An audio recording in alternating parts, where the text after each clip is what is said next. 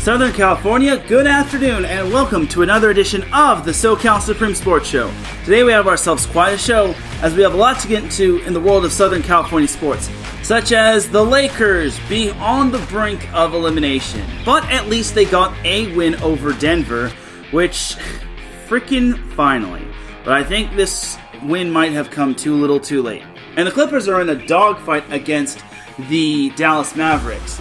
Can the Clippers avoid being down 3-1? The Lakers. Also, an NCAA men's volleyball team wound up winning the national championship. No, it wasn't UCLA, but who was this said team? Also, the NFL draft was this past week, as the Chargers and Rams both did pretty good, and we also had some local talent being drafted, such as Caleb Williams being drafted by the Chicago Bears, which I'll talk about. Also, we have some MLB to discuss, as the Dodgers are sitting all alone in first place in the NL West, but how disappointing have they been as of late? All that and more here on the SoCal Supreme Sports Show. This is Teran Rodriguez bringing you another edition of the SoCal Supreme Sports Show here on iSports Radio, your direct feed for all that is sports.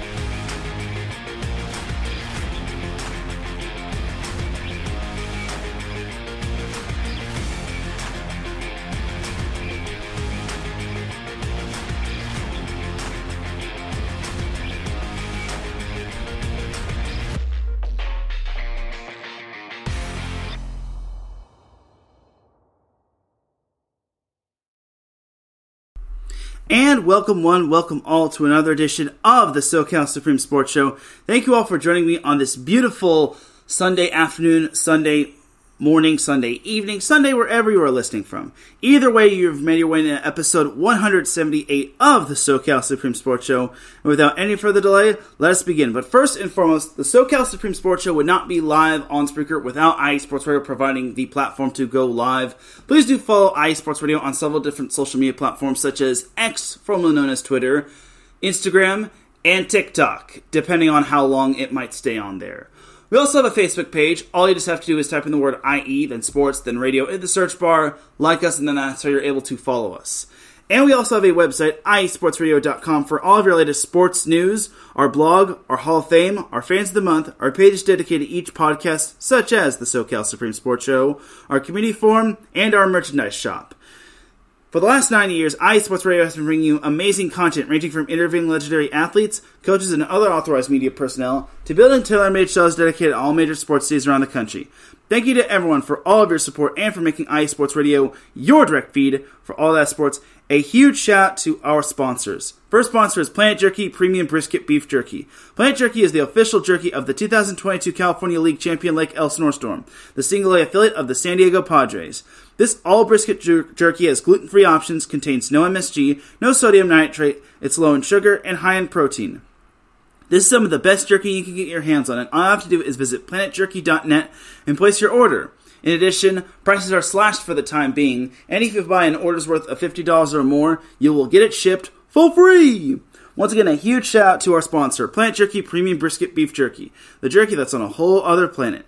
Our second sponsor is Seal the Deal Wax Seals by Cecilia B.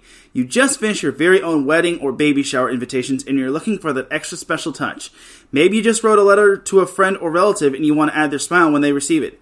If that's the case, then Seal the Deal with Cecilia's handmade sealing wax stamps for your invitations, letters, and gifts is just for you. You bring the deal, and we'll bring the seal. Follow them on Instagram at sealthedeal_wax stamps. And the way you can follow the SoCal Supreme Sports Show on social media is on X, formerly known as Twitter, at SoCal Show, IESR. And you can follow me, Teran Rodriguez, on X, formerly known as Twitter, at Teran Rodriguez 1. Without any further delay, let us begin. As Jen B., Larry B., no relation, and Marcus Loscrate are all in the chat room greeting and saluting me. Thank you all for tuning in. All right, so we have to start off with the NFL just because NFL is king. And obviously, it's big. The NFL draft was here. Now, something I will just mention is that I did go to work, and I want your guys' opinion on this.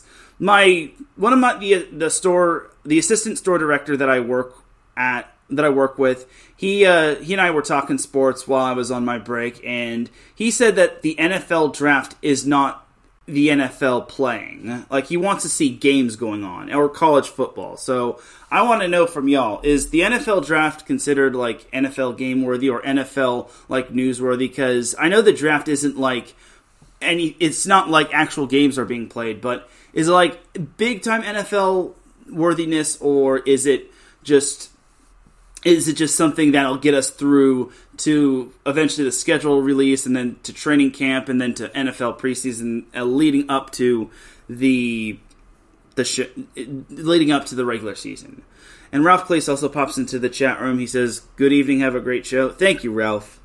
All right, but that's just something I want to throw out. But as for the NFL draft itself, the number one overall pick was none other than Caleb Williams. Now, I'm hoping my good buddy Adam Karnick, host of Chi-Town Weekly, which will be going live tomorrow at 5 p.m. Pacific Time, 7 p.m. Central, is listening, because I actually do want to talk about Caleb Williams. So Caleb Williams, as we all know, he's a magician, he's a crafty quarterback, and he's a phenomenal athlete, and he was a Heisman winner his junior year, aka his first year at USC. So I will just say this for the Bears: good luck, and I hope you're able to take care of him. But that aside, I want to talk about what the Bears are getting in terms of Caleb Williams. So Caleb Williams is a shifty player. He's able to throw on the run. He's able to uncork the deep ball. He's able to scramble and use his legs to get yardage. He's a very crafty and witty quarterback. He's able to find the right seam. My only thing for Caleb Williams is this: he actually has to be mature. Now that he's on the NFL level, he just cannot be a diva. He just cannot be that.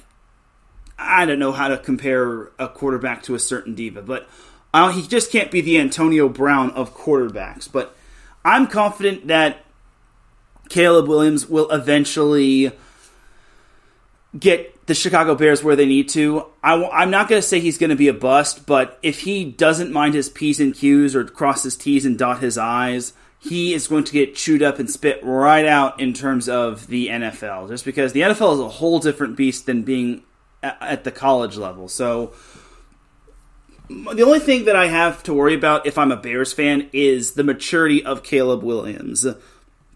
Like, he's got to shape up and ship out, and honestly, I feel he can do that. I don't think the Bears will get right with him right away. I'm not going to say that Caleb Williams is going to take the Chicago Bears to the Super Bowl, but maybe, hence the word maybe, playoffs could be in the horizon. But they still have to contend with the likes of the Green Bay Packers, who, I hate to tell you this, Bears fans, they still kind of own you. And then the Detroit Lions, who are still on the come up, led by former Rams quarterback Jared Goff. And then the Minnesota Vikings, sans Kirk Cousins, are still kind of up there. So, and Marcus is actually asking, we already talking bust? No. Here's what I'm thinking. Some people are saying he'll be a bust. Some people are going to say he's a diva. I'm not even going to go right into that. I don't think he's going to be a bust. I'm not going to dive right into that pool right away. I'm saying that I'm hoping he doesn't become a bust. I'm hoping he is successful and he leads Chicago to the promised land. But I'm just saying that his mind has to be right. He just cannot be. He has to be tough and he has to be mature, because the NFL is entirely different from the aspect of the college football level. So I'm not saying that Caleb Williams is going to be a bust. I'm saying that if he goes down the wrong path, or he goes down the path of immaturity, or he becomes a diva, then he could become a bust. But I'm confident that Caleb Williams will do well, and hopefully for the Bears' sake, they don't deal him like they dealt Justin Fields. I'm sure they won't, though, just because they were bent on They were basically bent on getting Caleb Williams from the get-go. There's a reason why they traded away Justin Fields. So that's just my opinion. So overall, I think Caleb Williams is going to do great. And just to summarize, Caleb Williams is a shifty quarterback. He's kind of like Michael Vick without the abuse of dogs. He definitely is a phenomenal athlete, and he's going to do wonders for the Bears. I will go as far as to say that in his first year, I could see the Bears maybe making the playoffs. That I'm 50-50 on that, but the entire NFC is starting to improve. I mean, you have the Rams, even though they lost Aaron Donald. You have the Niners, who are still the kings of the NFC for the most part. You have the Lions, who took a massive step forward. Even though this team kind of falls flat on its face in terms of the playoffs, you've got the Cowboys, you've got the Packers, who really surprised everybody. You have the Buccaneers, who still rule the NFC South. They'll probably be getting better. And the entire NFC is going to try to follow suit in terms of what the AFC did. So we'll see what the Bears can do with Caleb Williams in his first year. But for the love of all that is holy, please don't think that the Bears are going to go 17-0. If anyone predicts 17-0, joke or not, I will find you, and I will literally have to have some choice words for you. All right, but that is that for Caleb Williams and what the Bears are getting. I wish Caleb Williams nothing but the best. I do want to say thank you, Caleb Williams, for all that you did for USC. Even though, unfortunately, it didn't work out all that well, you still did great for USC. You kind of got them on the map. And I'll just also say, I'm sorry the USC defense failed you. And I'm sorry Alex Grinch failed you. Because it really is their fault. Anyway, but that's that for Caleb Williams for sure. For USC football, it is now Miller time. And that's not just a pun in regards to that. It's Miller Moss time, and it's his time to shine. And I hope the USC football team can get better with Miller Moss. I think he can do it. And speaking of USC football, that's actually a perfect segue to go in this little topic that I did not talk about last week. So Mike Williams is leaving Robinson in Florida to basically be the Trojans director of player development at USC. So I think that's great that Mike Williams, not the football player, but he's leaving. He basically is coming over to USC, which was his alma mater. And yeah, I think that's pretty awesome that Mike Williams is going to be the player development director. So I think it's great and all, and I'm hoping he can get the job done, and I'm hoping he develops that top-tier talent, just because I feel it'll definitely be worth leaving his home in Robinson to be at his alma mater, which I think it is pretty awesome. So thank you to Mike Williams, the new Trojans Director of Player Development. And welcome, Mike Williams. Unlike you, I hope this Mike Williams stays for the long haul and USC doesn't release him like a certain other team. Chargers. But anyway, that is that for USC football. Now let's jump on into the draft, because the Chargers and Rams were busy. So the Chargers had the number 5 pick, and they selected, can we get a drum roll please? They selected offensive lineman Joe Alt from Notre Dame. So the Chargers went offensive line, and honestly, I don't mind this. I think the Chargers made the correct decision. You gotta beef up your offensive line to protect Justin Herbert, because if you remember, Justin Herbert got sacked, and unfortunately, his finger got broken, and sadly, unfortunately, he missed the entirety of the season after that Denver Broncos loss. On Antonio Gates Day, by the way. But now the Chargers have Joe Alt, which I think is definitely a good pick from general manager Joe Ortiz. And here's what ESPN said. Will he start as a rookie? Yes. The Chargers wouldn't have invested in invested a pick this high if they hadn't expected him to start. And he's going to be starting alongside Rashawn Slater, which he's definitely done well at the left tackle position. And then I'm blanking on the other. I'm blanking on the other guy's name.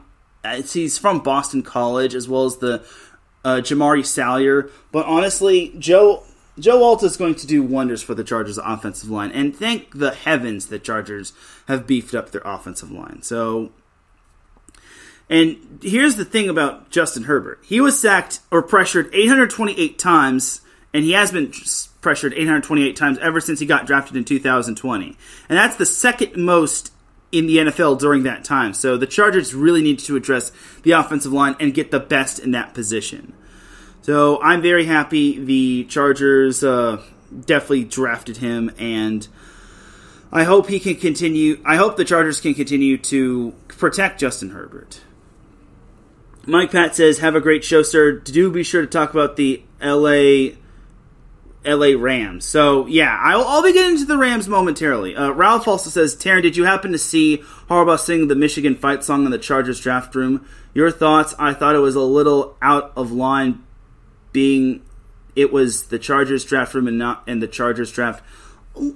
Well, I don't really have an opinion on that. I mean, if he wanted to sing the fight song, let him sing the fight song. And look, I don't really have any qualms with that.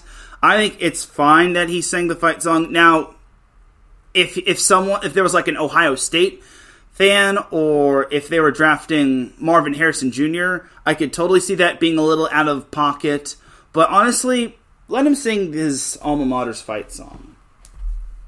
Speaking of wide receivers, the Chargers managed to land with the number 34 pick, Ladd McConkey. So the Chargers actually got the number 34 pick from the New England Patriots as they decided to trade down. So thanks, New England. Well, that's not going to be the last time I thank New England. But the Chargers did land Ladd McConkey. So he's a wide receiver from Georgia. And he isn't the flashiest and sexiest name like Marvin Harrison Jr. or Malik Neighbors. But Ladd McConkey, from what I'm reading in regards to this, when will he be expected to get regular playing time? Immediately. McConkey should be, at worst, the Chargers' third receiver behind Johnston and Palmer. Quentin Johnston and Joshua Palmer.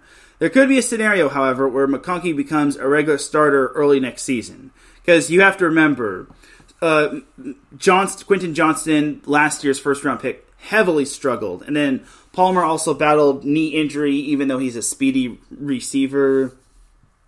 And I'm not sure regarding Jalen Guyton. I don't know if he's back. I mean, his contract was tendered to, so I'm not sure if Jalen Guyton's back. So it might be Ladd McConkey, and he is a good lad, in my opinion. See what I did there? All right, but now with the third round pick from the Chargers, they selected. I don't mean to say this in a funny way, but the Chargers had the 69th pick. Yes, 69. Yes, let's all have that laughter right now. But yeah, the Chargers' 69th pick was Junior Colson, linebacker from Michigan. Now, this is a pretty solid pick because A, he gets reunited with Jim Harbaugh, and B, he'll also be reunited with Jesse Minter, the defensive coordinator for the Chargers. And he'll also reunite with defensive tackle Chris Hinton, which I think is pretty cool as well. And former Carolina Panthers coach Matt Rule was the last head coach to draft a player he coached in college, which he drafted Bravion Roy in the 6th round. So, good job. Okay, so that's a good pick right there. I mean, the Chargers kind of need linebackers, especially after Kenneth Murray packed his bags and Eric Kendricks packed his bags. So, I think with Junior Colson, it's a good pick, especially since he'll be lining up with Nick Neiman and Dayon Henley. And then they also got Denzel Perryman and Troy Dye, who will be raising him up taking him under his wing. And then with the fourth round pick, the Chargers, with the 105th pick, selected Justin I'm going to butcher this one. Justin Biogby. If I butchered that, I apologize. But the Chargers began day 3 selecting this guy from Alabama, which that's actually a good pick. He's a defensive tackle, but he'll be set at outside linebacker, so he'll be joining the likes of Khalil Mack, Joey Bosa, and Tuli Tuipulotu. And then Sebastian Joseph Day and Austin Johnston won't be back, so it's good that the Chargers drafted Justin E. from Alabama. And here's a key stat right here. Alabama's defense with Justin on the field allowed 3.4 yards per rush, and with him off the field, they allowed 4.4 yards per rush. Now, it's not that big of a difference, but you have to remember, the Chargers' run defense was complete garbage the last few years. And he was actually one of the only Power 5. He was the only Power 5 player in 2023 with at least 153 pass rushes as a defensive tackle and 150 pass rushes as an edge rusher. So, all right, I like this pick. I think this is a solid pick. And in the 5th round, the 137th pick which actually was sent from New England. So if you remember, the Chargers got the Patriots' 5th round pick courtesy for J.C. Jackson, which I'm still a little bitter about, but J.C. Jackson actually got released by the Patriots. So, oof. Anyway, but the pick courtesy of the Patriots, the Chargers selected Tarheeb Still, cornerback from Maryland, which, if you remember, the Chargers' pass defense was complete dog water. And then, the key stat was he struggled before emerging as an NFL prospect last season. And he allowed 6 touchdowns in coverage, which was 3rd most in the FBS, which is bad. And he allowed a 91 quarterback rating when targeted in 2022. But he also earned 2nd team All Big Ten honors in 2023, which is good. And in that 5th round, the Chargers actually selected another cornerback. They selected Cam Hart, cornerback from Notre Dame. So, I'm okay with this. I mean, the Chargers don't have the best cornerback room, especially with Michael Davis having left.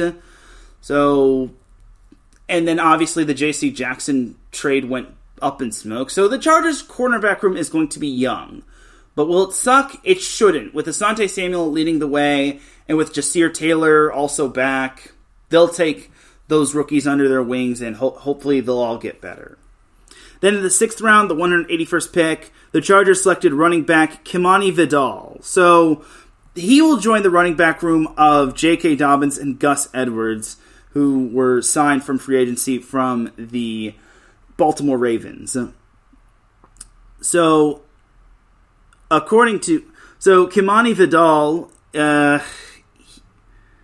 he actually set the Troy career rushing record with 4,010 rushing yards overall, and he set the single season record with 1,601 and the single game record with 248. And his uncle is Baseball Hall of Famer Hank Aaron, which I actually did not know. So, all right, it's a decent pick. I mean, the Chargers are already good in terms of running back, but you can never have too many good running backs, and maybe he'll be Austin Eckler 2.0. And then in the 7th round, the Chargers selected Brendan Rice, wide receiver from USC. This was one of their first of 2 7th round picks. So I'm surprised Brendan Rice fell all the way down, but Brendan Rice was phenomenal. He was kind of the number 1 receiving guy from none other than Caleb Williams. So I think it's great, and if you all remember, if you all aren't putting 2 plus 2 together, Brendan Rice is the son of Jerry Rice, the Hall of Famer, the GOAT. But I think selecting Brendan Rice is actually a pretty good pick, and I think he can maybe challenge his way for starting time. I mean, if Ladd McConkey somehow doesn't work, or Quentin Johnson, heaven forbid, he doesn't work, or Joshua Palmer still injured, maybe Brendan Rice can work his way up into the spot selection. And he actually tied for 6th most vertical routes in terms of his touchdowns, which is in the FBS, which I think is pretty solid. And then the Chargers' final pick, the 253rd pick, was Cornelius Johnson. I just gotta say, Cornelius sounds like a very darn good name. He's a wide receiver from Michigan. So, at least the Chargers are addressing the wide receiver room after they didn't select Malik Neighbors. So good.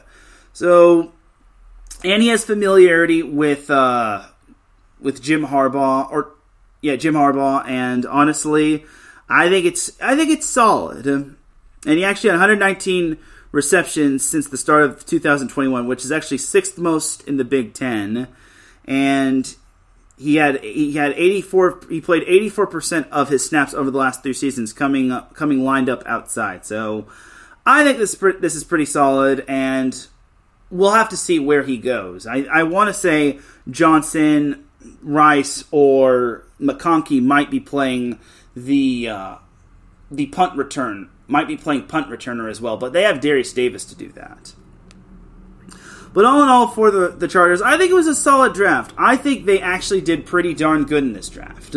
So I'm happy with them. Now for the Rams, and Mike Pat actually made a little funny joke. He actually said, make sure do talk about the Rams. He actually was going to say Seminoles, but he decided to be funny and change it to Rams. So the first pick, the number 19, yes, first round pick, Rams and first round pick are in the same sentence. So fun fact, the Rams with Sean McVay and the Rams accomplished all this before making a first round pick. 7 seasons, 70 wins, that's 10 wins per season on average, 5 playoff appearances, 2 Super Bowl appearances, 1 Super Bowl win, and 1 Coach of the Year. I say that is pretty darn good for Sean McVay without drafting a first-round pick. So I am darn right impressed for the Rams, and I'm just going to also say I think that puts the theory of who LA's NFL team is regarding the Rams and Chargers. And no, I'm not going to say the Raiders just because they're not in Los Angeles. Anyway, so the first round pick from the Rams, they selected Jared Verse, defensive end from Florida State. All right, well, with the departure of Aaron Donald, or him retiring, they have to go defense mostly. They have to find their new Aaron Donald, which is not going to be easy, but getting Jared Verse is pretty solid. So the big question is this pick for depth, or does it fill a hole? I think this is a good hole filler, in my opinion. And the Rams know they're going to have one of the more younger defenses, especially with Aaron Donald having retired. But I will just say, other than Byron Young, this guy was actually pretty darn solid. This guy was probably the next best thing outside of Byron Young. And he did have 9 sacks in 2023, which was ranked 3rd in the ACC, and he had 50 pressures, which were 8th most in the FBS last season. So I say it's a pretty solid pick. And then in the second round, the Rams with the 39th pick, courtesy of the Carolina Panthers, they selected Braden Fisk, defensive tackle from Florida State. So if you're not putting 2 plus 2 together, the Rams are selecting quite a good number of Florida State guys. So it's another defensive pick, and remember, Aaron Donald retired, and I feel this is a pretty solid pick, just because he actually is the teammate of Jared Verse, and honestly, and there was actually conversation that the Rams wanted to trade up to draft Fisk, and honestly, this is good. I think if the Rams were so bought into this guy, they definitely needed to trade up, and good job to Les Snead on him, Les Snead and Stan Kroenke for trading up. So I think this is definitely good. And he had 11 sacks when lined up as a defensive tackle, which was actually 2nd most in the FBS over that span. Over the last 2 seasons, of course. He also created 11 sacks over the last 2 seasons when lined up as a defensive tackle, which was tied for most in the FBS. And that's courtesy of ESPN's stats and information. So all in all, the Rams are shoring up their defense. Then in the 3rd round, this pick I really liked. The Rams selected Blake Corum with the 83rd pick. So Blake Corum, I actually want him to go to the Chargers, but he's going to be a Ram, and he will line up really well with Michigan, with the Rams. Now, he'll be joining Kyron Williams, and I think that's going to be a great 1-2 running back tandem. I think Blake Corum is going to run really well, because their second running back was Ronnie Rivers. That's nothing to write home about, obviously. And Obviously, Kyron Williams really took a big step in his second year with the Rams. So I think with Blake Corum, he adds a nice little safety net, and I think he's going to do wonders. So please keep him on the roster, Rams. Don't trade him or don't release him or whatnot. Also, the Rams got a third-round pick, or had another third-round pick, as they selected safety Cameron Kinchins from Miami with the 99th pick. So it's a depth pick for the safety position, as you have to remember the Rams added Cameron Curl, and you have to also remember that Jordan Fuller signed with the Carolina Panthers. And the Rams also have Quentin Lake and Russ Yeast as well. So Sean McVay said, I think you see the toughness. The range, being able to play sideline to sideline, his deep defense feel, you can see. And I definitely agree. Kinchins had 11 interceptions since 2022, which was actually the most by any FBS player during that span. That was also courtesy of ESPN Stats and Information. And the Rams only had 10 interceptions as a team overall, which was ranked 23rd in the NFL. So I think that definitely is a great depth piece at the safety position. And then the fifth round with the 154th pick, the Rams selected Brennan Jackson, edge rusher from Washington State. So it's another defensive pick. And this is all about making the defense better. I think the Rams also did that last year, and they had a lot of quantity picks. So I'm happy with what the Rams have gotten in terms of making their defense young, but making them learn on the fly. And hopefully they can learn sooner rather than later. And then in the sixth round with the 196th pick, the Rams selected Tyler Davis, defensive tackle out of Clemson. So there you go. They're collecting more defensive picks. And yeah, he actually played 96% of his defensive snaps in his college career, either at defensive tackle or nose tackle. And then 65% of his defensive snaps in 2023 came lined up as either a 3 technique or a 2-eye technique, which is a guard's inside shoulder, and then 3 technique is guard's outside shoulder. Also in the sixth round, the Rams, with the 209th pick, selected Joshua Carty, a kicker from Stanford. So if you remember last year, the Rams had the worst kicker problems I've ever seen since maybe the Chargers. So Brent Maher and Lucas Havrasik are probably not going to be back. So Joshua Carty, come on down and give us some kicking love. Carty made 41 out of his 45 field goal attempts over the past 2 seasons with the Cardinals. So I think this is a good pick. Could they have gotten maybe better? Perhaps, but I'm not one to judge. Also in the sixth round, the Rams selected Jordan Whittington with the 213th pick, a wide receiver from Texas. So he's only the second offensive player the Rams have drafted so far, which I think is pretty solid right there. I mean, I guess you could have him have some depth for your wide receiver position, but you have Cooper Kupp and Puka Nacua and Demarcus Robinson, as well as Tutu Atwell. I have to throw him in there as well. He had 42 catches for 505 yards and a touchdown last year when playing with the other 2 receivers, which had already been drafted, being Xavier Worthy, and unfortunately I don't know the other Texas wide receiver, but that's pretty solid. Also in the sixth round, the Rams selected Bo Limmer with the 217th pick, center out of Arkansas.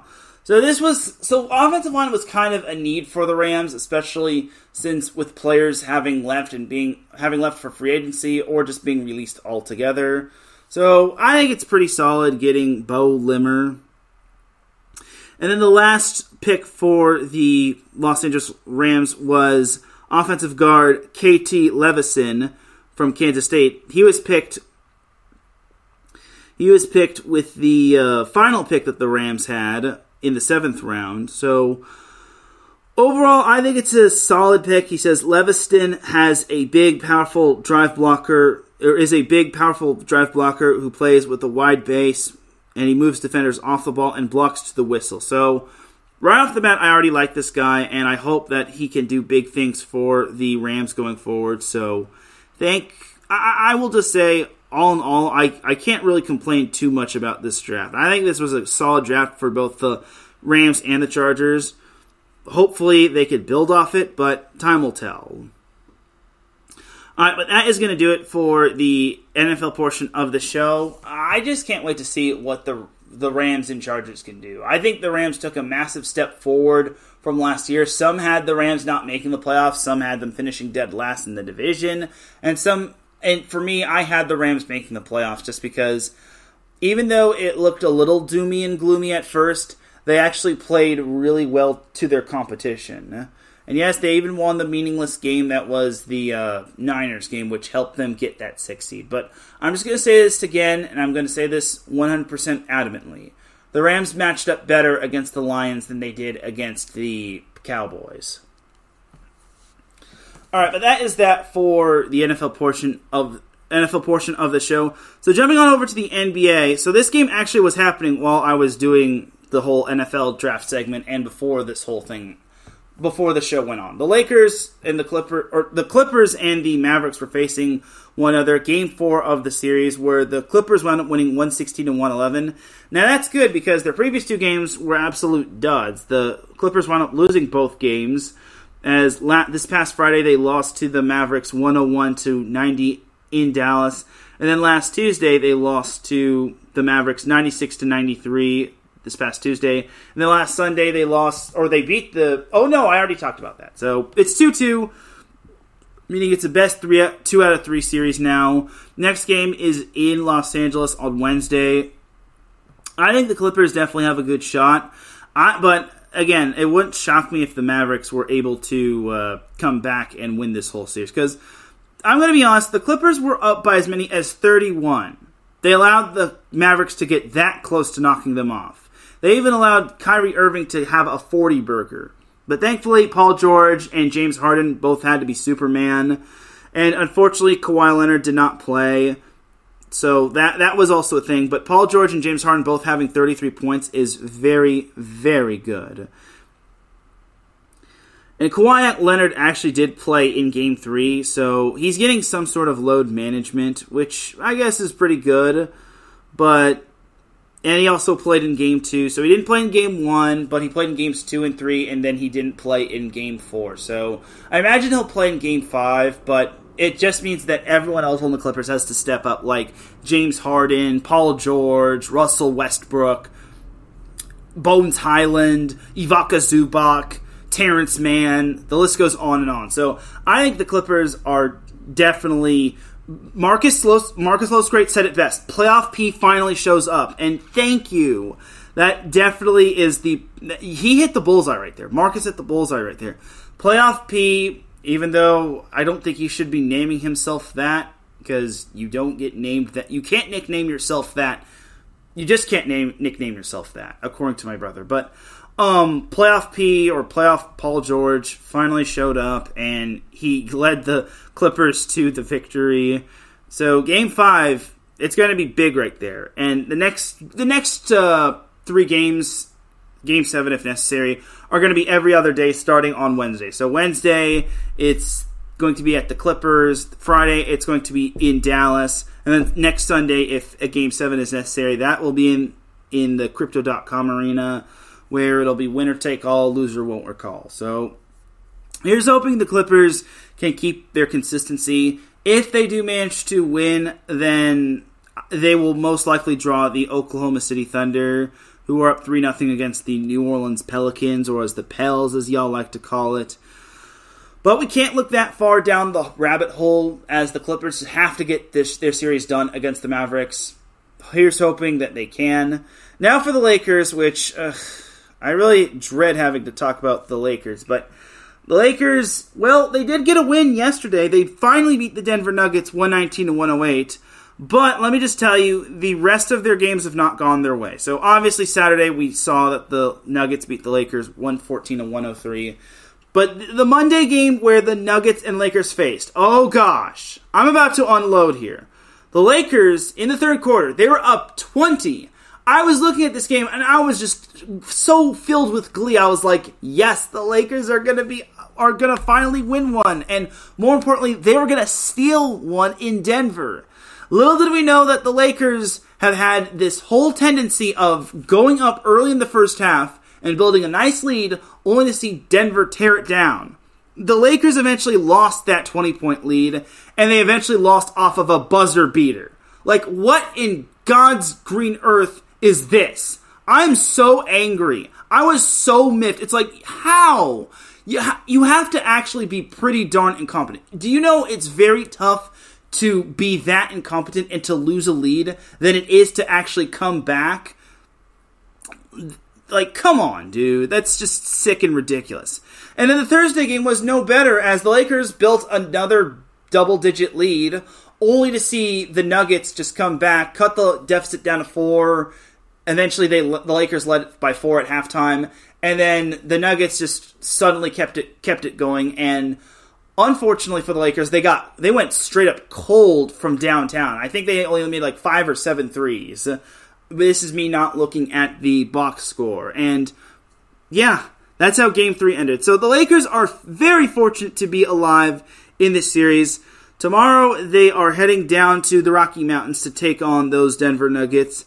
You know, at this point, it's just so impossible to do that. It's very impossible to rally back from a 3-0 series deficit. No NBA team has done it. They're not I'm sorry to say this, Marcus, they're not the Boston Red Sox from 2004. Forgive me. But I just don't see the Lakers just not being able to do that. I just don't see the Lakers just coming back from an 0-3 deficit to beat the Denver Nuggets, especially since their next game is in Denver and they only get one day to prepare. Jen says, "Have you seen the Cavs?" I mean, they were up 2-0. But I've seen teams rally back from 0-2 deficits. 0-3 deficit is a whole different beast. So, jumping back to the Lakers, I will just say, if the season ends on Monday, then I am at peace with the Lakers, because they at least did not get swept like they did last year in the conference finals. But the fact that they lost that 20-point lead was just so infuriating. Like, I just can't believe it. You have to be so incompetent. You have to have the worst shooting stretch. You have to just give the game away. And you just have to just not show up. Or you just have to be abducted by aliens and being replaced by JV players. No offense to JV players. And then just lay that big of a goose egg against the freaking Nuggets, who are the reigning champs and that are playing on their home court. I'm sorry, but it's just that terrible. It really is that frustrating for Lakers fans out there. Lakers fans such as myself. So I'm hoping the Lakers do manage... If the Lakers do manage to steal one in Denver, which... that's a big if. If they manage to steal one in Denver, Thursday they will have a Game 6 where the Lakers will host. And then if the Lakers do force a Game 7... that will be on Saturday with the Denver Nuggets hosting, where it's winner goes on and then loser goes home.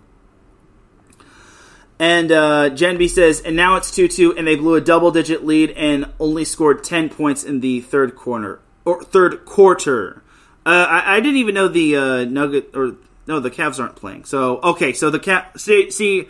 I didn't know that just because Cavs and Magic aren't in my domain. And yeah, that does suck. Only scoring 10 points.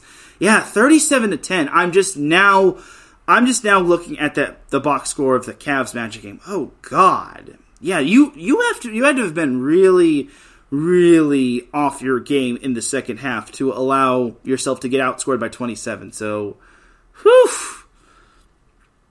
Anyway, but for the Lakers, I'm at peace knowing that the Lakers at least got to the playoffs and they won the in-season tournament, even though that's kind of that's kind of the reason why the Lakers just straight up stunk. But I'm at peace knowing that the Lakers at least won a game against the Nuggets. They didn't get swept.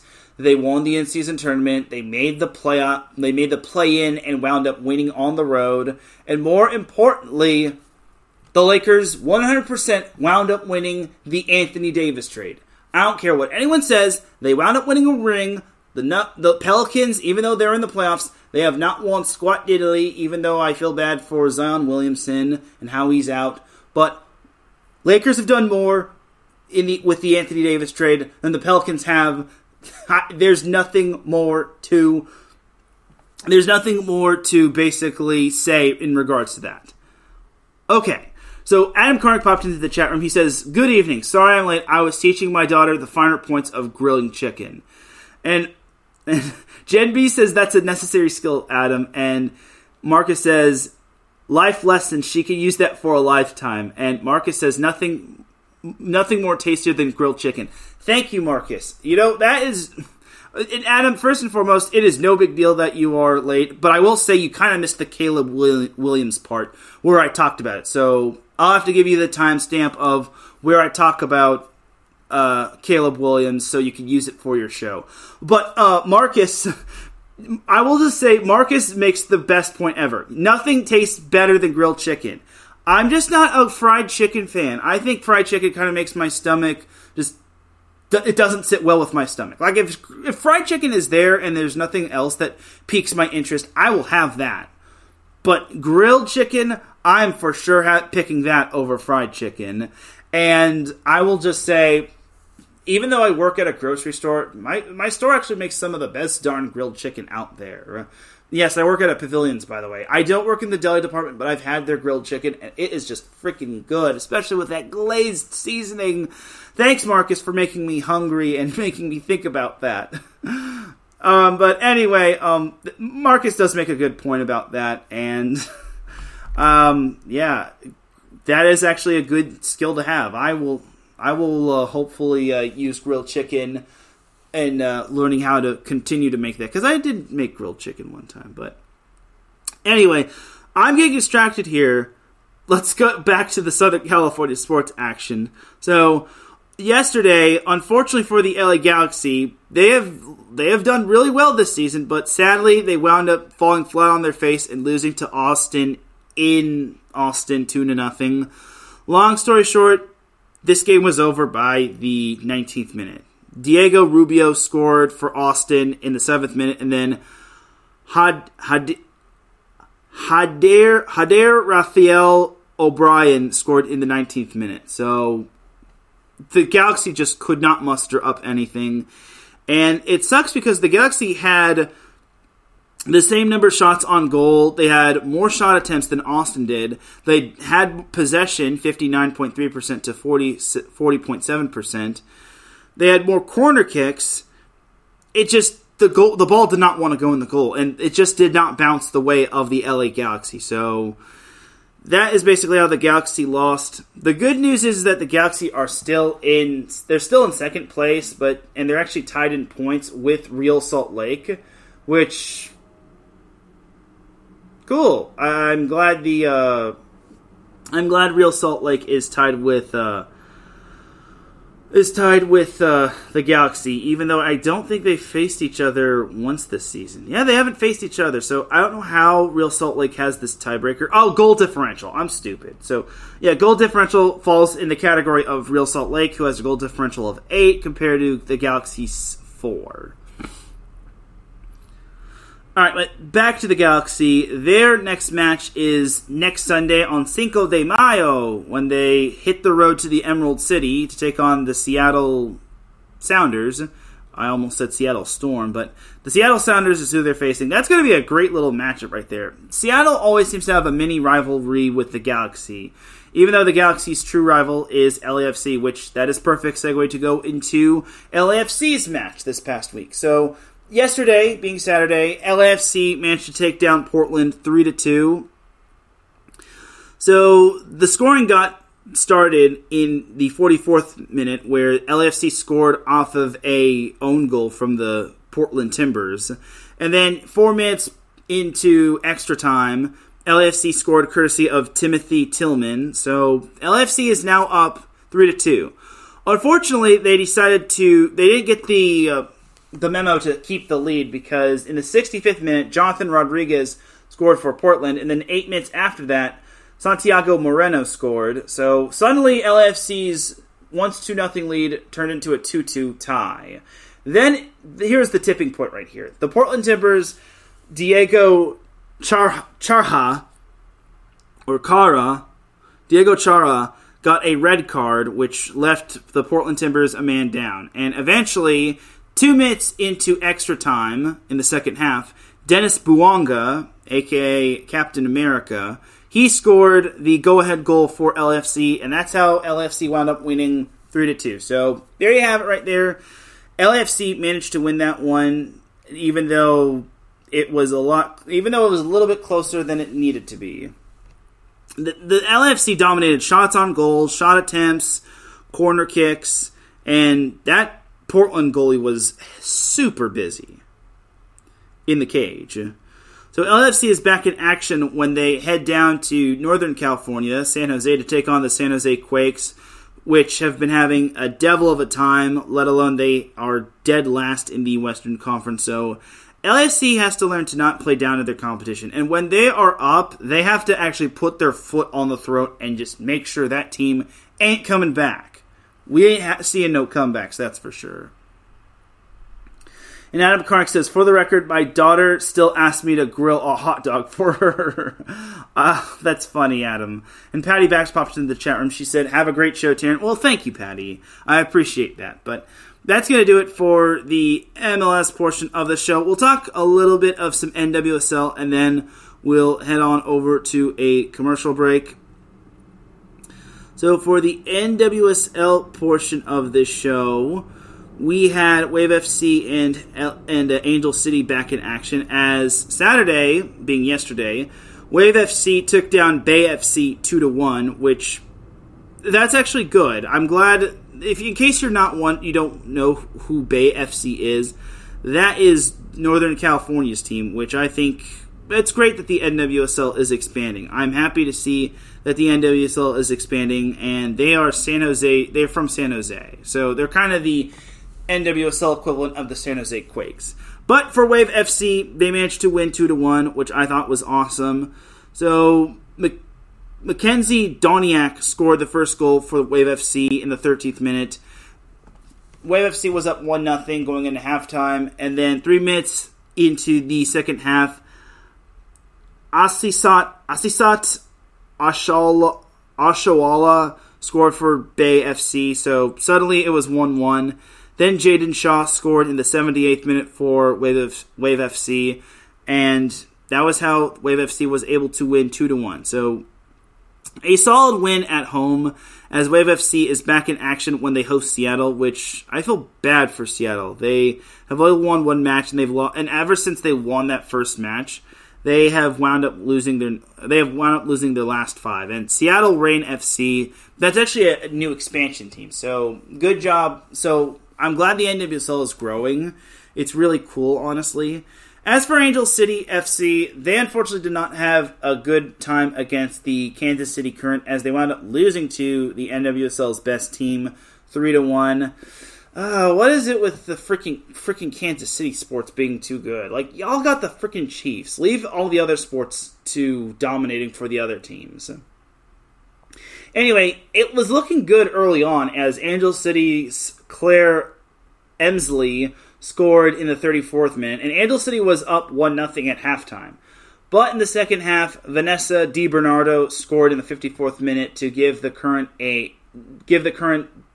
back into the game, as it was tied at 1-1. Then in the 90th minute, Claire Lavoguez scored to give the Current a 2-1 lead, and then Lavoguez actually scored 3 minutes into extra time to give the Current an insurance goal. So that was basically the dagger right there, as Angel City is back in action on Friday when they head down to Utah to take on Utah. The Utah Royals. Oh, it's another expansion team. So I'm happy with, that's pretty cool that the NWSL is expanding. We're getting teams from Utah, Seattle, and San Jose. So great job, NWSL. You get a little bit of a big W award. And who knows, maybe we'll see the NWSL expand all over the place. And maybe expand the playoff format. Because I don't know if 6 teams is enough, but we'll see. Alright, but Angel City is currently 9th in the NWSL standings, with Wave FC right ahead of them at 8th.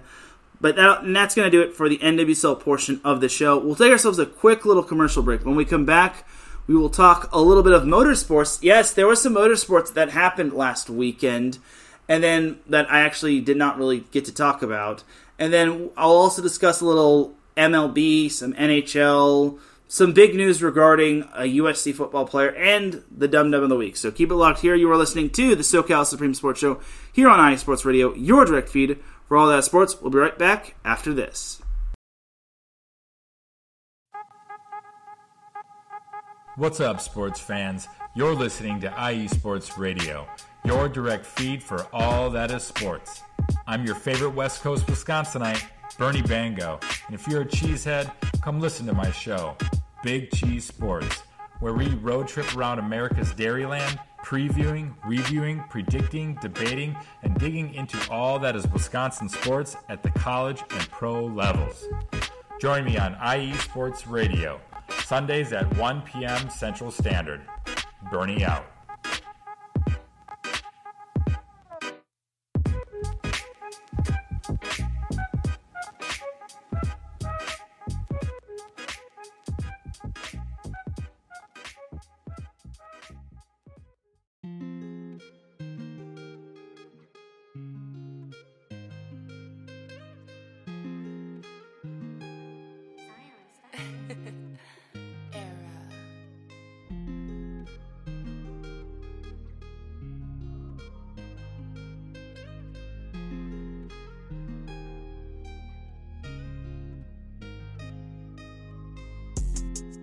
What's good, everyone?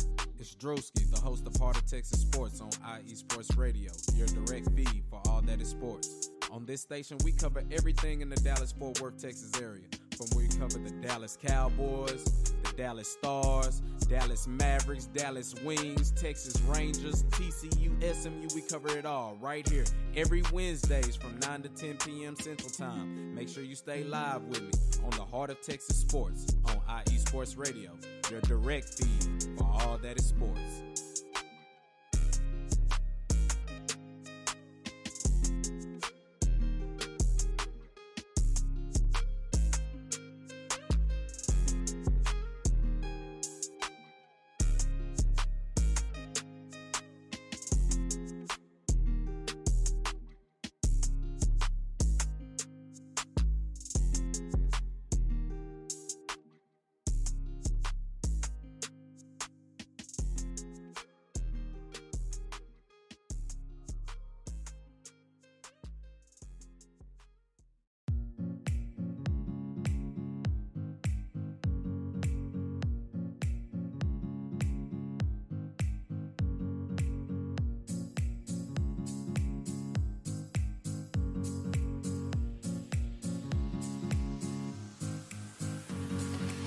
Hey there, sports fans.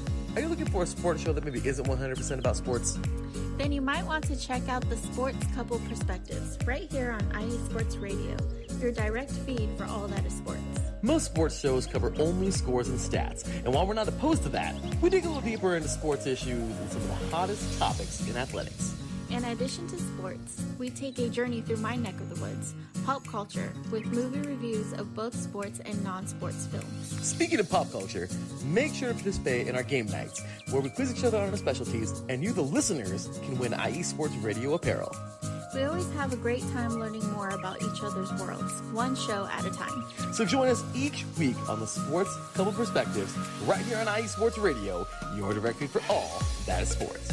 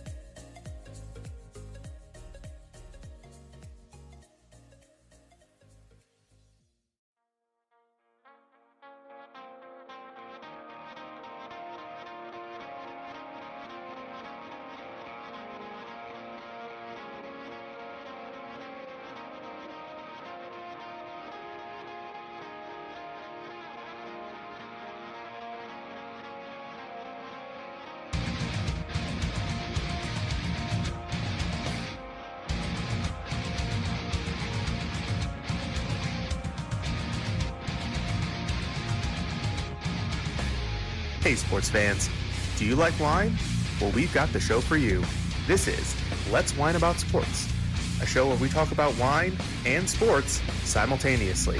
From the classic Cabernet Sauvignon all the way down to the grapes that you've never even heard of before. Oh yeah, we cover it all. And we'll talk about a little bit of sports as well. Football, hockey, collegiate, women's sports, it doesn't matter. We're going to talk about it all, and we're going to whine about it all. So join me Monday at 8 p.m. on IU Sports Radio, your direct feed for all that is sports.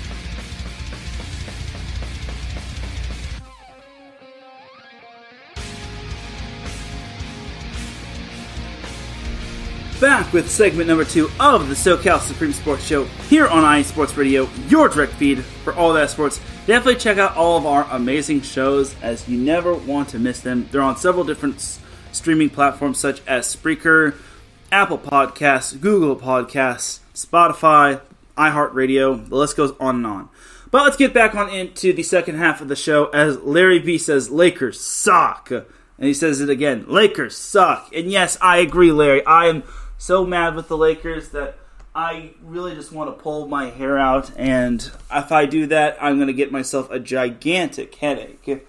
But on that note, there's a team that probably annoys me a little bit more as we head to the NHL, or not NHL, we'll save that for later. MLB, as the Angels bother me just as much as those, the Angels bother me just as much as the Lakers do. So, leaving off from them last time we talked about the Angels, they wound up getting swept by the Reds. Cool.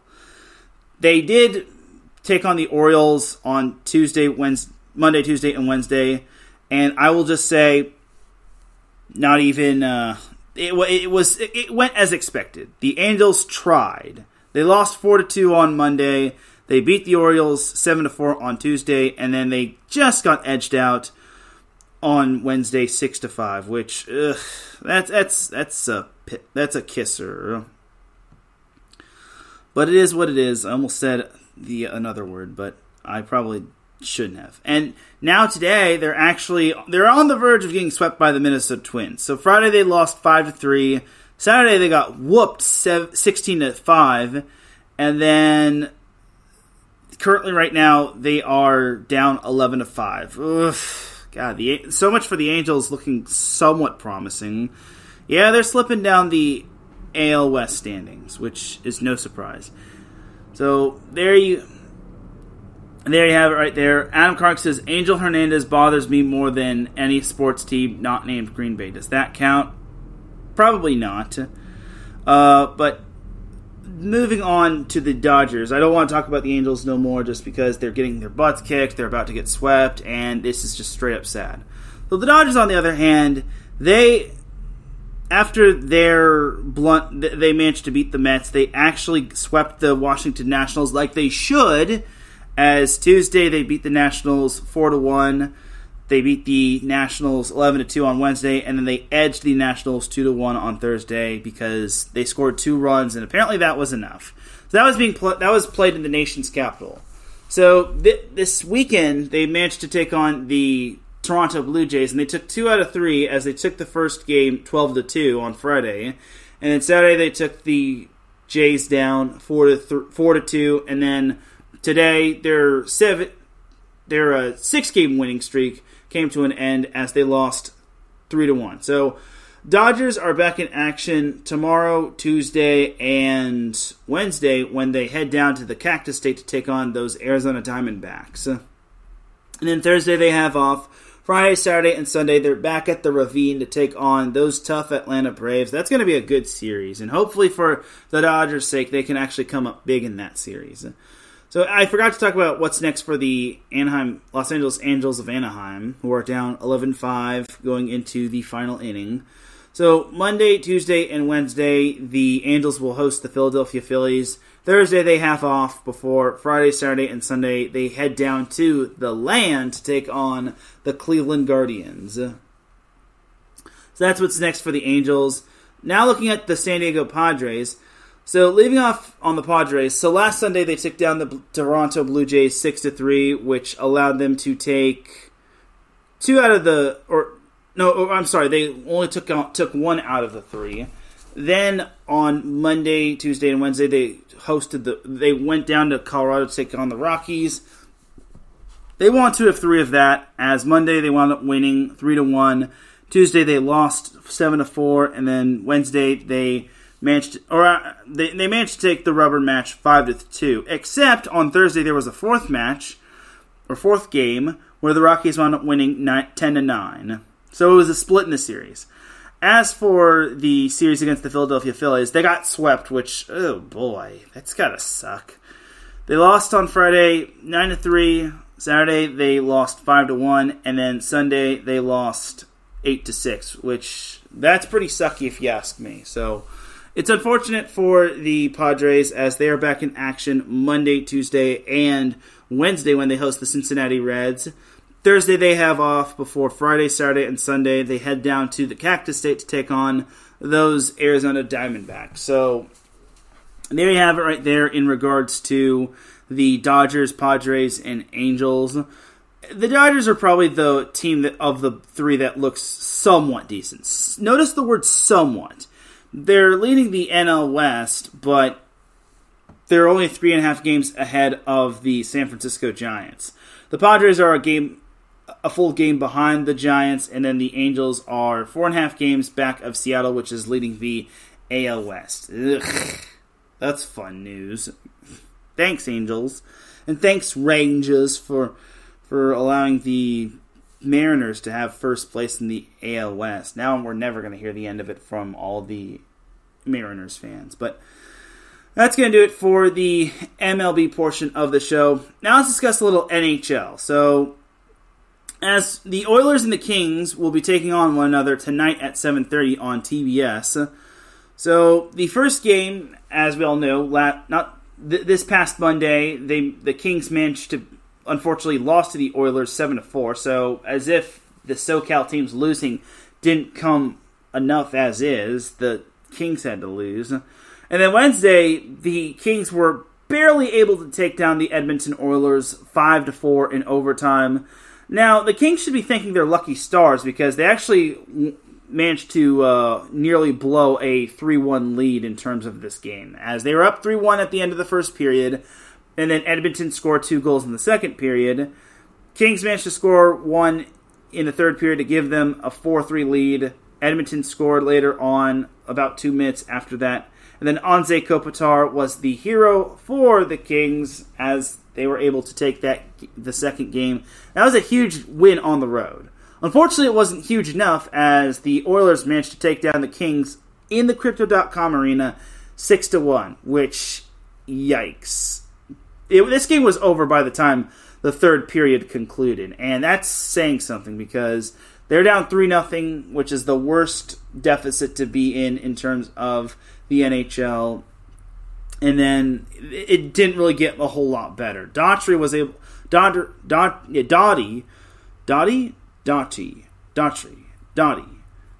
scored in the second period to get the Kings on the board, but it just never got any better. So unfortunately for Edmonton, they just were the better team. And the Kings have to win tonight. If the Kings go down 3-1 heading back to Edmonton, this series is a wrap. Burrito, chicken, bean and cheese, you name it.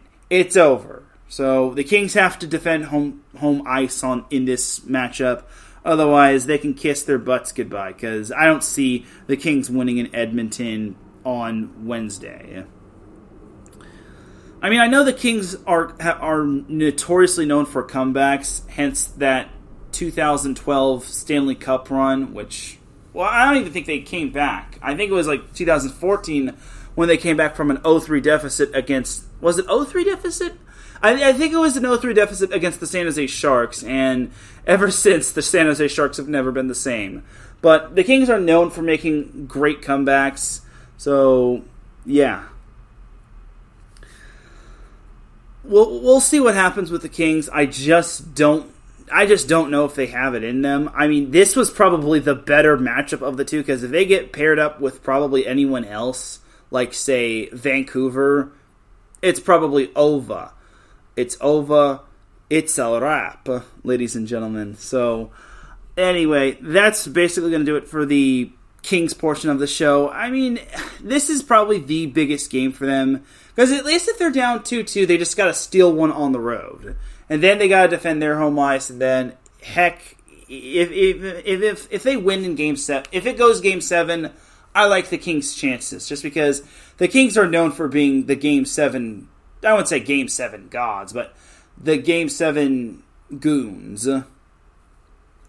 So that's going to do it for the Kings portion of the show. I still have faith in the Kings. I have more faith in the Kings than I do the Lakers. So there you have it right there. All right, but that's going to do it for the Kings. So we're actually going to take one more quick little commercial break. Then when we come back, we'll talk about an NCAA team winning the Division III National Championship. Who is this team, you may ask? You'll have to find out. And we'll also talk about a former USC football player getting some good news. And then we have the Dum Dum of the Week. So keep it locked here. You are listening to the SoCal Supreme Sports Show here on IE Sports Radio, your direct feed for all that sports. We'll be right back in less than a minute.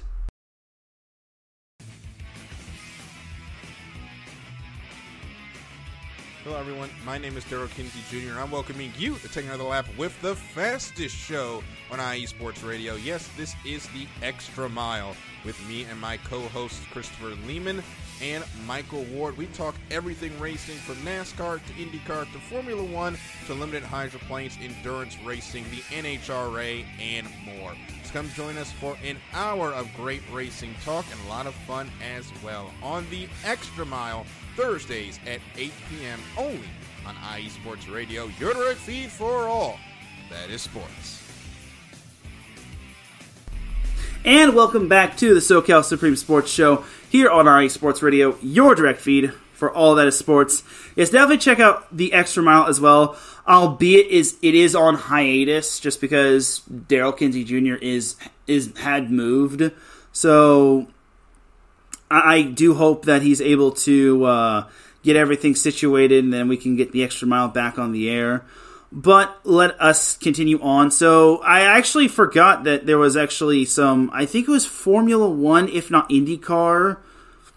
Yes, there was IndyCar last week. So I actually failed to realize this, and I feel so horrible for not talking about this. I'm supposed to be diverse, and look at me. Anyway, so last Sunday there was some IndyCar in the great city of Long Beach, where I graduated college. And Scott Dixon managed to win the IndyCar, the 2024 Grand Prix in Long Beach. So Scott Dixon wound up winning, which he's one of the more accomplished IndyCar Series competitors, and it was the 49th iteration of the Grand Prix of Long Beach, as he wound up winning in thrilling fashion, having to conserve fuel for about the 30 final laps, while those behind him made strong pushes to overtake him. So Scott Dixon was able to win that. I'm not the best motorsports guy to basically talk about this. Like, if you want more of that, you got to check out the Extra Mile with Daryl Kinsey Jr., Chris Lehman, and Michael Ward once they're back from hiatus. I've even appeared on the Extra Mile as a guest, which I found it pretty fun, and I'm actually doing pretty decent in nearest the win, so knock on wood, I hope I didn't jinx myself.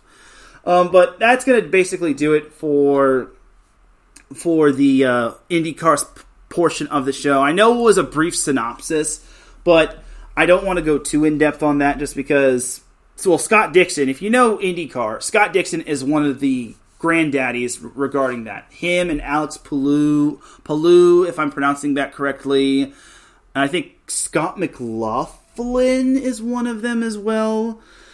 Either way, the Grand Prix is always fun to watch. I think I've been to the Grand Prix of Long Beach. I just think I was there when I was like extremely young. I think I was like maybe 8 at the time, and my brother and I and my mom went to the aquarium prior to that because my brother had a assignment he needed to do regarding the aquarium. But we also saw the Grand Prix.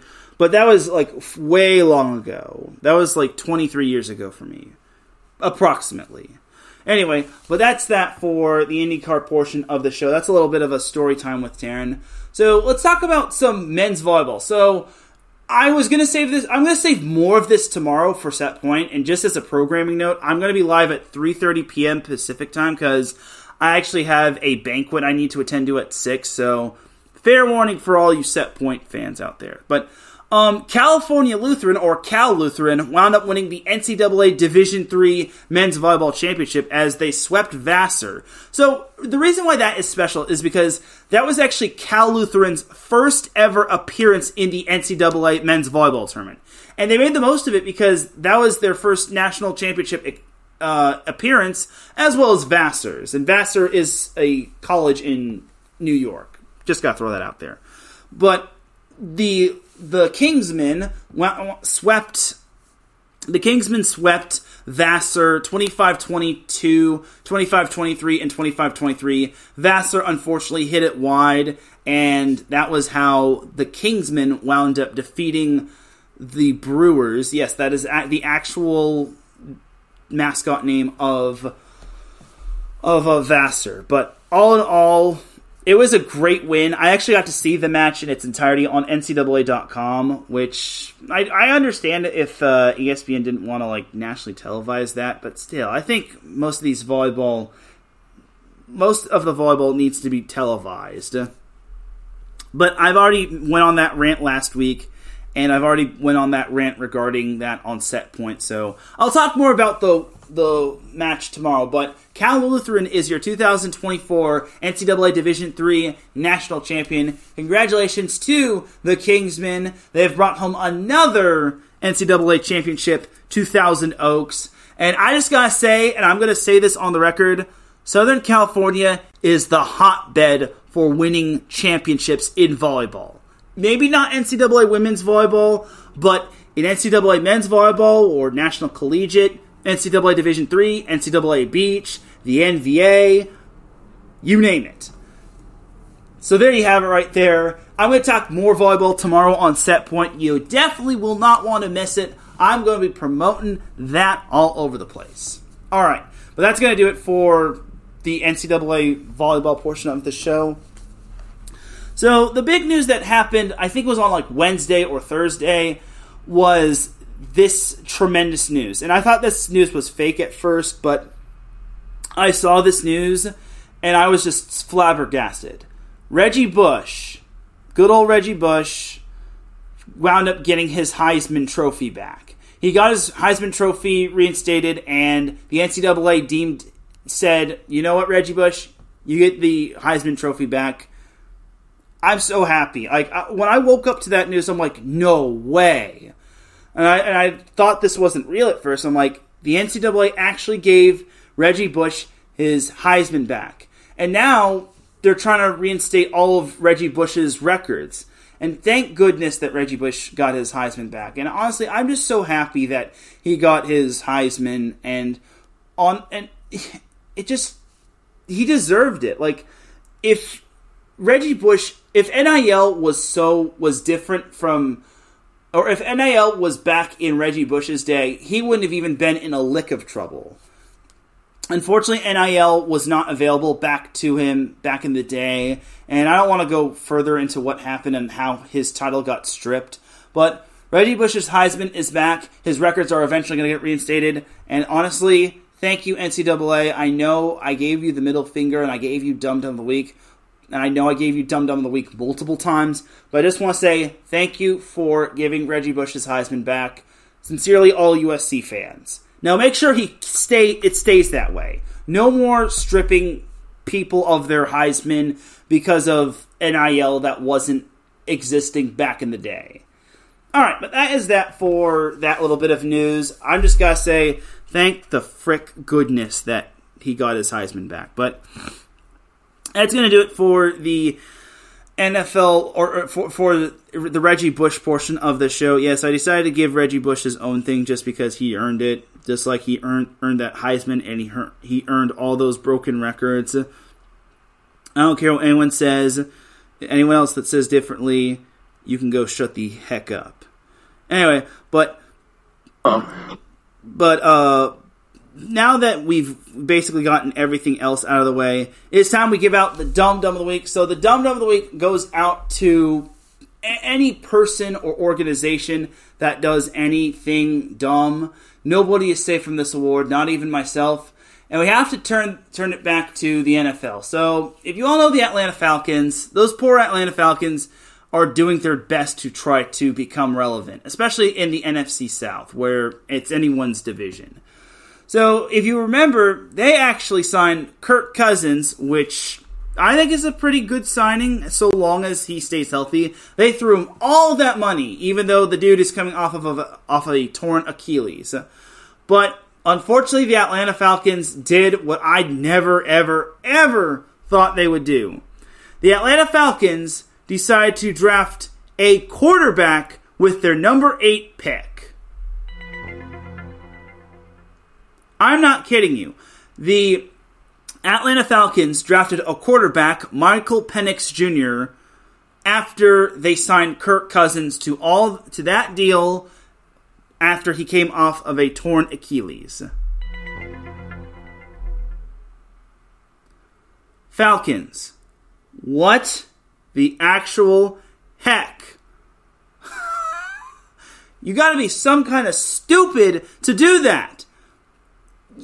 What's the point of signing Kirk Cousins to that deal when you just drafted Michael Penix Jr.? Don't get me wrong, Michael Penix Jr. is a great quarterback, albeit he's had his injury history, but he did take Washington to the national championship. But you have a quarterback.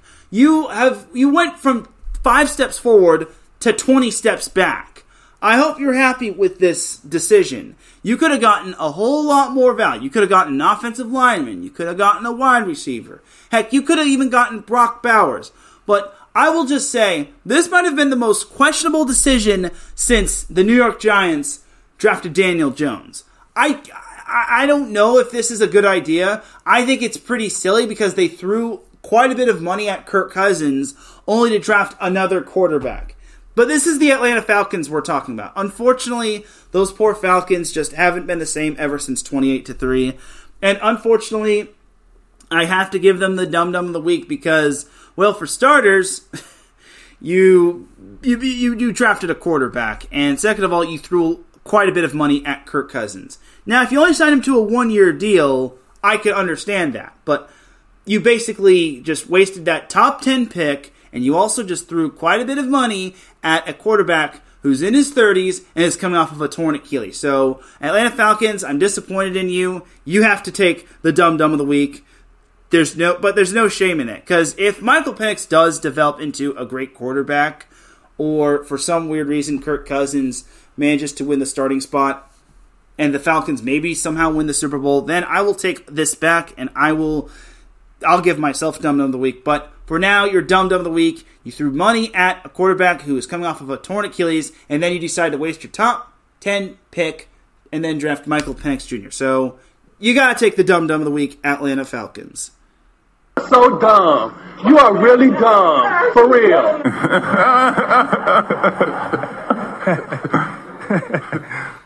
Now, the next Dum Dum of the Week, I hate to give this out to, but no, unfortunately, I'm not going to give it out to the Lakers, but I got to give this Dum Dum of the Week out to a certain team who continues to do the most dumb things out there.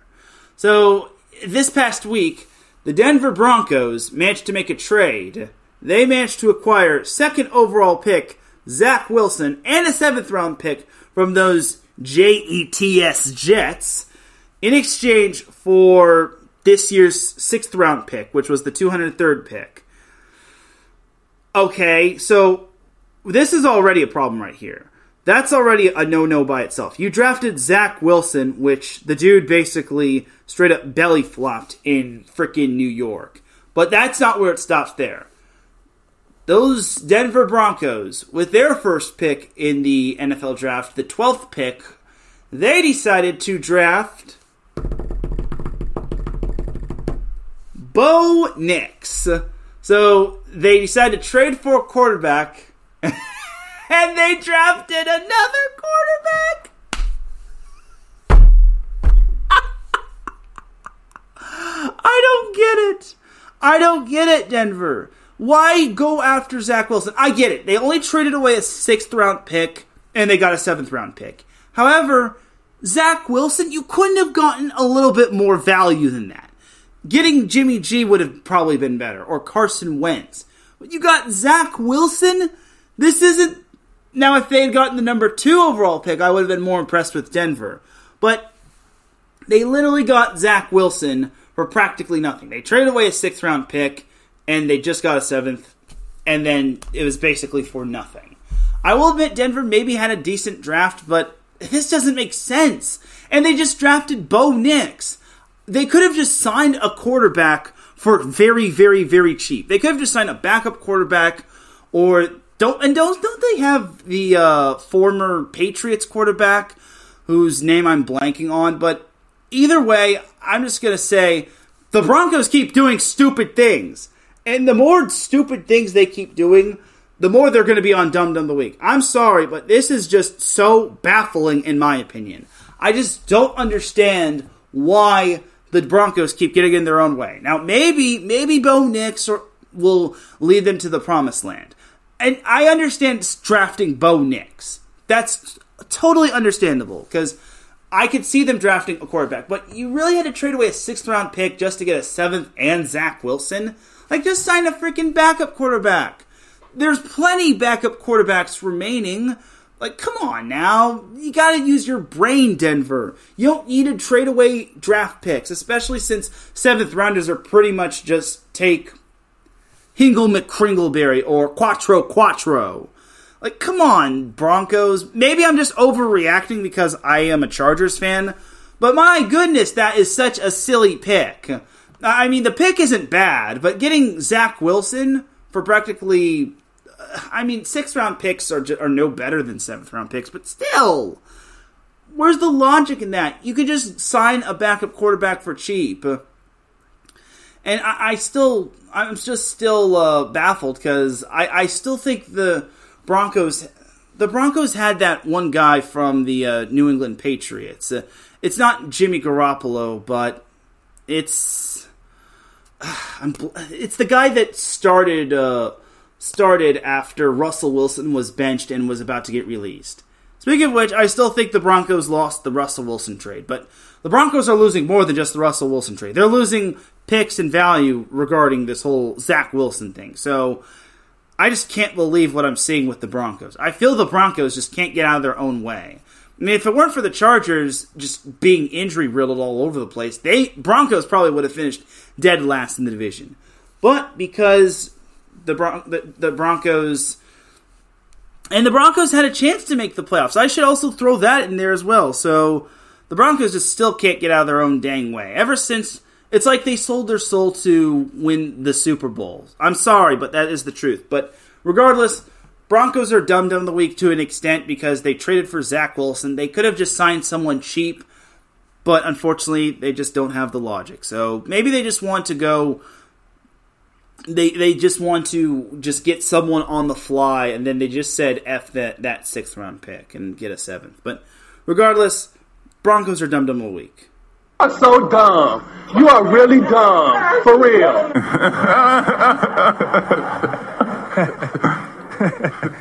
I would have given Dum Dum of the Week to the Lakers, just because they blew a 20-point lead, but they would have gotten Dum Dum of the Week had they got swept. I still think the Lakers basically getting...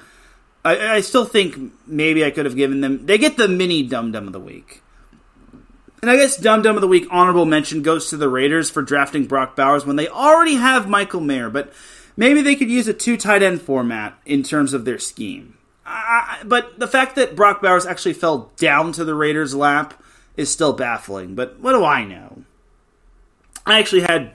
What do I know? I had Bowers getting drafted by the Chargers, which at the time sounded pretty good, but Bowers wasn't a blocking tight end. He was an offensive tight end, and the Chargers already had a lot of signings in terms of the tight end position, so there you have it right there. All right, but that is going to do it for this week's episode of the SoCal Supreme Sports Show. Ladies and gentlemen, it's time for me to get on out of here, because all this talking has given me the munchies. Yeah, dig. Thank you, everyone, for tuning in to the SoCal Supreme Sports Show. I really do appreciate everybody tuning in. If you listen live, I appreciate you. If you listen on the playback, I appreciate you. If you listen at work, I appreciate you. If you listen at any time, any place, anywhere, I appreciate you. Shout out to the chat room. Patty Vex, Marcus, Los, great. Here to give you what you want, here to give you what you need. And he was on StreamYard. Adam Karnick also popped in. Hope you listened to that Caleb Williams segment. Larry B also popped in. Jen B was also in there as well. Ralph Cleese and Mike Pat also tuned in as well. I really do appreciate y'all. Tomorrow I will be back for Set Point at 3:30 p.m. Pacific time. SoCal, I'm going to throw out as a guess that maybe it'll be on Friday, if not maybe Wednesday.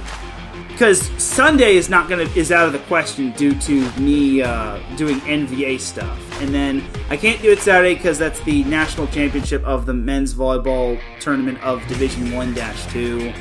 And Thursday I can't do it just because I'm working, and then also NCAA men's volleyball tournament stuff. So it's a time will tell process. But until then, have yourself a great rest of the week. Enjoy the SoCal sports action. I will see you all tomorrow for Set Point at 3:30 p.m. Pacific. Have a great rest of the week, and remember, SoCal is for SoCal. Peace!